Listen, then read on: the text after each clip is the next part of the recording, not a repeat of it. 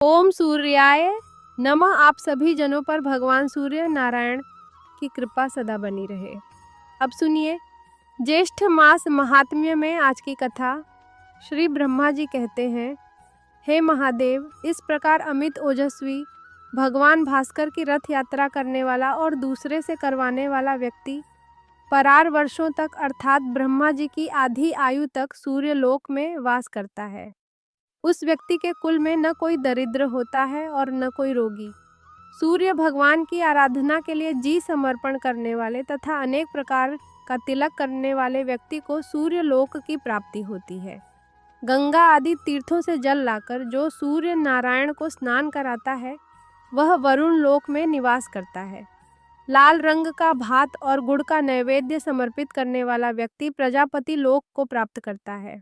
भक्ति पूर्वक सूर्य नारायण को स्नान कराकर पूजन करने वाला व्यक्ति सूर्य लोक में निवास करता है। जो व्यक्ति सूर्य देव को रथ चढ़ाता है, रथ के मार्ग को पवित्र करता और पुष्पों, तोरण, पताका आदि से सजाता है, वह वायु लोक में निवास करता है। जो व्यक्ति नृत्य, गीत आदि के द्वारा वृहत उत्सव मनाता है, सूर्य लोक को प्राप्त करता है। जब सूर्य देव रथ पर विराजमान होते ही उस दिन जागरण करने वाला पुण्यवान व्यक्ति निरंतर आनंद प्राप्त करता है। जो व्यक्ति भगवान सूर्य की सेवा आदि के लिए व्यक्ति को नियोजित करता है अर्थात आमंत्रित करता है, वह सभी कामनाओं को प्राप्त कर सूर्य लोक में निवास करता है। रथरूढ़ भगवान सूर्य का दर्शन करना तो बहुत ही बड़े सौभाग्य की बात है। जब रथ की यात्रा उत्तर अथवा दक्षिण दिशा की ओर होती है, उस समय दर्शन करने वाला व्यक्ति धन्य होता है। और जिस दिन रथ यात्रा हो उसके साल भर बाद उसी दिन पुनः रथ यात्रा करनी चाहिए। यदि वर्ष के बाद यात्रा न करा सके तो 12वें वर्ष अतिशय उत्साह के साथ उत्सव संपन्न कर यात्रा संपन्न करानी चाहिए। बीच में यात्रा फिर नहीं करानी चाहिए। इस बीच इंद्रध्वज के उत्सव में भी यदि हो जाए तो 12 वर्ष में ही उसे संपन्न करना चाहिए, उससे पहले नहीं। जो व्यक्ति रथ यात्रा की व्यवस्था करता है वह इंद्र आदि लोकपाल के सायुज्य को प्राप्त करता है और यात्रा में विघ्न करने वाले व्यक्ति मनदेह जाति के राक्षस हो जाते हैं। सूर्य नारायण की पूजा किए बिना जो अन्य देवताओं की पूजा करता है, पूजा ही निष्फल है। रथ यात्रा के समय जो सूर्य नारायण का दर्शन करता है वह निष्पाप हो जाता है। षष्ठी, सप्तमी, पूर्णिमा, अमावस्या और रविवार के दिन दर्शन करने से बहुत पुण्य होता है। शरद, कार्तिक और माघ की पूर्णिमा को दर्शन करने से अनंत पुण्य की प्राप्ति होती है। इन तीनों मौसम में भी रथ यात्रा करनी चाहिए और इनमें भी कार्तिक अर्थात कार्तिक पूर्णिमा को विशेष फलदायक होने से माह कार्तिकी कहा गया है। इन समयों में उपवास कर जो भक्ति पूर्वक भगवान की आराधना करता है और व्रत रखता है वे सद्गति को प्राप्त होता है। संसार पर अनुग्रह करने के लिए प्रतिमा में स्थित होकर सूर्य देव स्वयं भोजन ग्रहण करते हैं। और जो व्यक्ति मुंडन कराकर स्नान, जब फोमदान आदि करता है वह दीक्षित हो जाता है। सूर्य भक्त को अवश्य ही मुंडन भी कराना चाहिए। जो व्यक्ति इस प्रकार दीक्षित होकर सूर्य नारायण की आराधना करता है वह परम गति को प्राप्त होता है। महादेव जी, इस रथ यात्रा के विधान का मैंने वर्णन किया। इसे जो भी पढ़ता है, सुनता है, वह सभी प्रकार के रोगों से मुक्त हो जाता है और वह युवक जो रथ यात्रा का संपादन करने वाला होता है वह व्यक्ति सूर्य लोक को जाता है। रथ सप्तमी तथा भगवान सूर्य की महिमा का वर्णन भी अब आप सुनिए। श्री ब्रह्मा जी कहते हैं, हे रुद्र, माघ मास के शुक्ल पक्ष की षष्ठी तिथि को उपवास करके दंड आदि उपचारों से भगवान सूर्य नारायण की पूजा कर रात में उनके सामने शयन करना चाहिए। सप्तमी में प्रातः काल विधि पूर्वक पूजा करें और उदारता पूर्वक ब्राह्मण को भोजन कराएं। इस प्रकार से 1 वर्ष तक सप्तमी का व्रत रख कर रथ यात्रा करें। कृष्ण पक्ष में तृतीया तिथि को, एक भुक्त चतुर्थी को नष्ट व्रत, पंचमी को अयाचित व्रत, षष्ठी को पूर्ण उपवास तथा सप्तमी को पारण करें। भगवान सूर्य की भली भांति पूजा कर स्वर्ण तथा रत्न आदि से अलंकृत तथा तोरण पताकाओं से सुसज्जित रथ में सूर्य नारायण की प्रतिमा की स्थापना कर ब्राह्मण की पूजा करके उसका दान कर देना चाहिए। स्वर्ण के अभाव में चांदी, ताम्र, आरती आदि का रथ बनाकर आचार्य को दान करें। हे महादेव, यह सप्तमी तिथि बहुत ही उत्तम है, पापों का हरण करने वाली है। इस रथ सप्तमी को, जो कि माघ मास की सप्तमी तिथि होती है, उस दिन भगवान सूर्य के निर्मित किया गया स्नान, दान, होम, पूजा आदि सत्कर्म 1000 गुना फलदायक हो जाता है। साथ ही ज्येष्ठ मास की सप्तमी को, जिसे भानु सप्तमी कहा जाता है, इस दिन जो भी भक्त विधि विधान से सत्कर्म करता है, भगवान सूर्य नारायण की पूजा करता है, उसके जन्मों जन्मों के पापों का नाश हो जाता है। इस सप्तमी के महात्म्य का भक्ति पूर्वक श्रवण करने वाला व्यक्ति ब्रह्म हत्या के पाप से मुक्ति पा जाता है। आगे सुमंतो मुनि ने कहा, हे राजन, इस प्रकार रथ यात्रा का विधान बताकर ब्रह्मा जी अपने लोक को चले गए और रुद्र देवता भी अपने धर्म को चले गए। अब आप और क्या सुनना चाहते हैं, यह भी बताइए। तब राजा शतानिक कहने लगे, हे महाराज, सूर्यदेव के प्रभाव का मैं कहाँ तक वर्णन करूं, क्योंकि उन्हीं के अनुग्रह से युधिष्ठिर आदि मेरे पितामह को सभी प्रकार का दिव्य भोजन प्रदान करने वाला अक्षय पात्र मिला था, जिससे वन में भी वे ब्राह्मणों को संतुष्ट किया करते थे।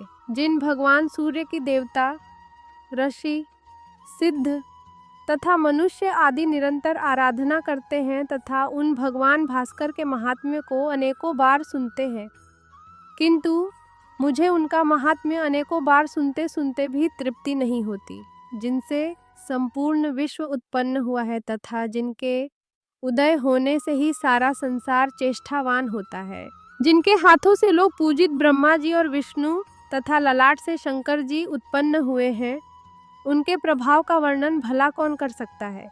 अब मैं यह सुनना चाहता हूँ कि जिस मंत्र, स्तोत्र, व्रत, होम, पूजा तथा उपवास आदि कर्मों की करने से भगवान सूर्य प्रसन्न होकर सभी कष्टों को निवृत्त करते हैं, अर्थात दूर करते हैं और संसार सागर से मुक्त करते हैं, आप उन्हें उत्तम मंत्र, स्तोत्र, जप, पूजा, विद्या, पाठ, व्रत आदि को बताइए, जिससे भगवान सूर्य का कीर्तन हो और जीवन धन्य हो जाए, क्योंकि जीवा भी वही धन्य होती है जो भगवान सूर्य का स्तवन कहती है। सूर्य की आराधना के बिना यह शरीर तो व्यर्थ है।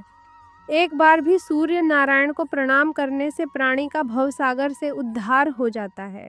रत्नों का आश्रय पर्वत, आश्रयों का आश्रय आकाश, तीर्थों का आश्रय गंगा और अन्य सभी देवताओं के आश्रय भगवान सूर्य हैं।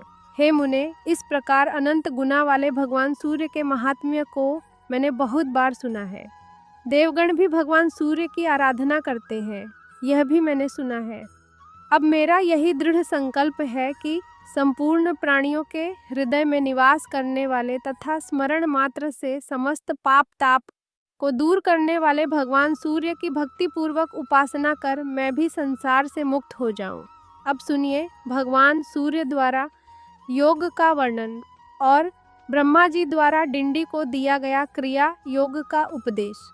आगे सुमंतो उन्हें कहते हैं, हे राजन, ऋषियों को जिस प्रकार ब्रह्मा जी ने सूर्य नारायण की आराधना के विधान का उपदेश दिया था, उसे मैं सुनाता हूँ, ध्यानपूर्वक सुनो।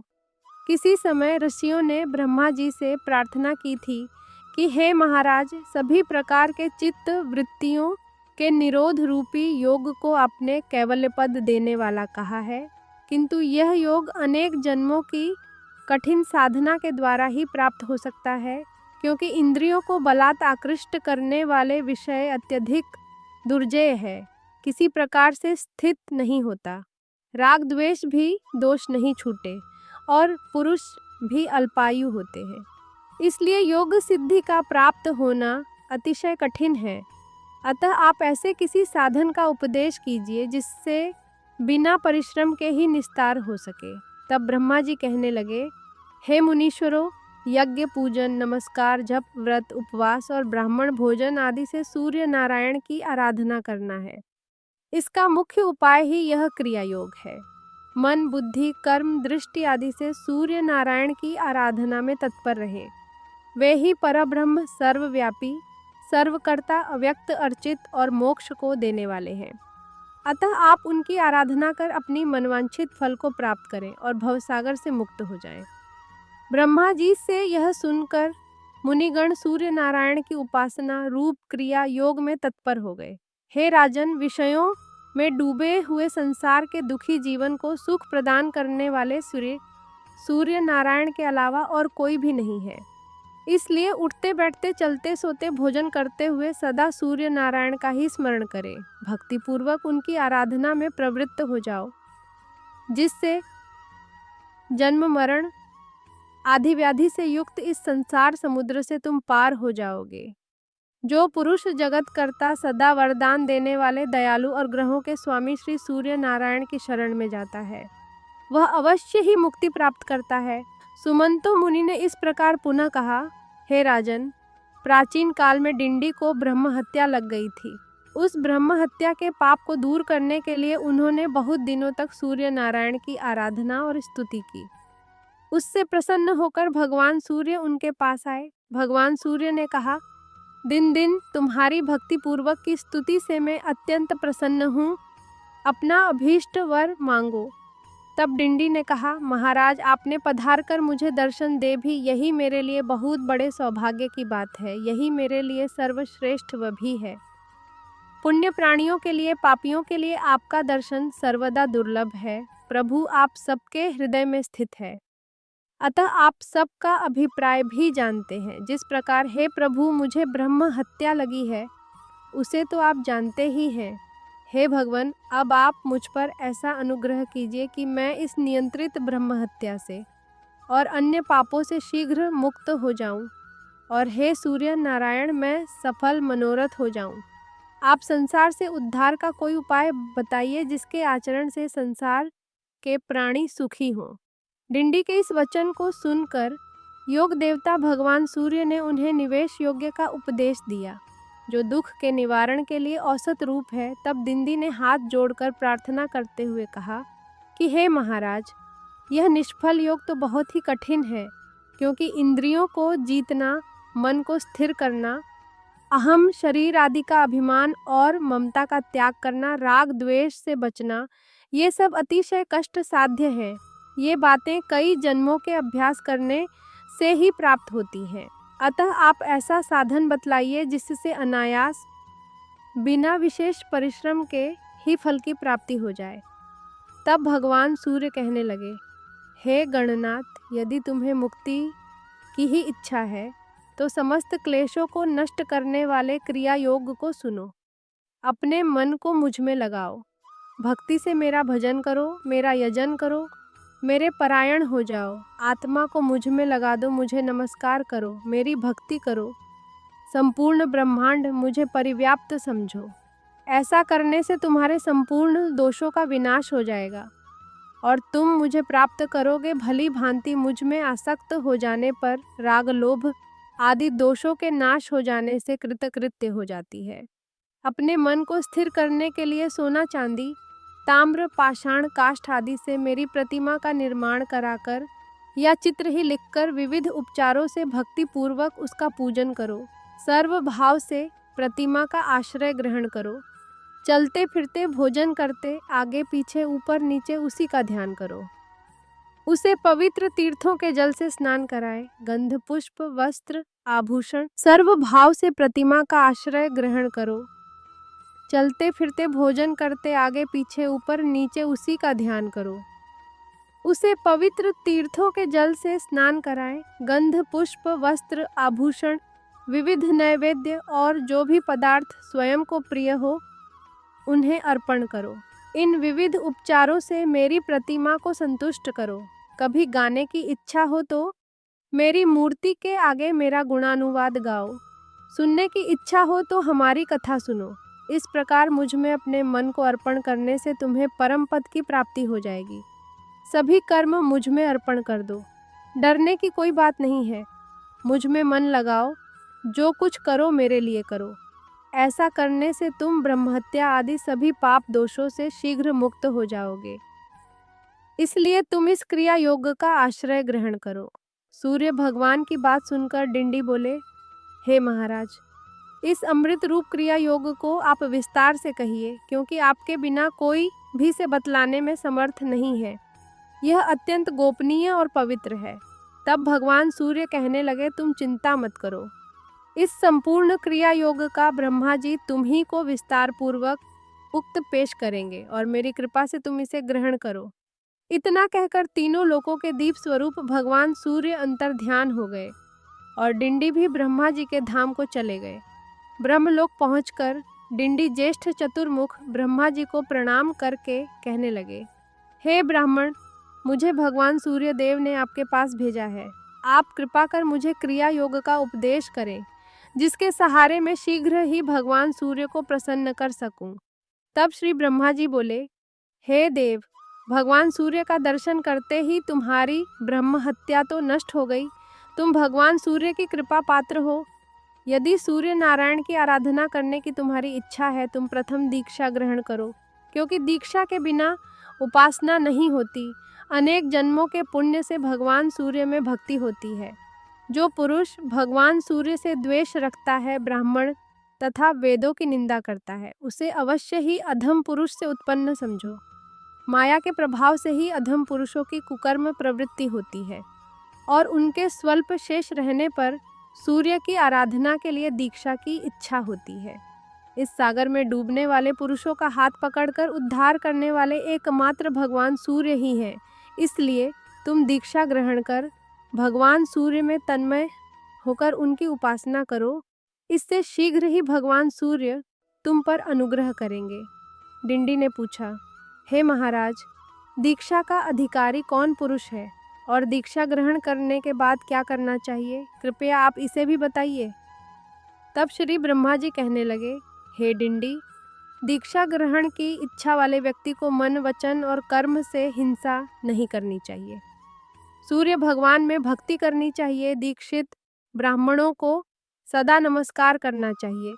किसी से द्रोह नहीं करना चाहिए और सभी प्राणियों को सूर्य के रूप में समझना चाहिए। देव, मनुष्य, पशु, पक्षी, चीरती, वृक्ष, पाषाण आदि जगत के सभी पदार्थों पर आत्मा को सूर्य से भिन्न न समझकर मन, वचन और कर्म से जीवों में पाप बुद्धि नहीं करनी चाहिए।